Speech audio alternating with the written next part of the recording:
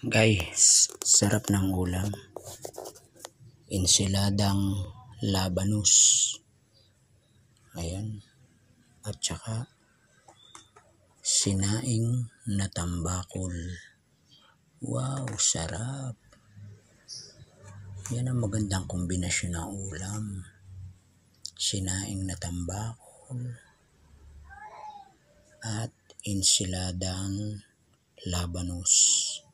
Ito po ay ginayat ko yung labanos, tapos po ay nilamas ko sa asin, tapos saka ako hinugasan uli, tapos saka ako ginayatan ng kamatis at sibuyas. Uy, sarap. Sarap ng tambakol at saka ito, kombinasyon. Ay, sarap ng kain ko nito. Okay guys, tara, kain na. Bye.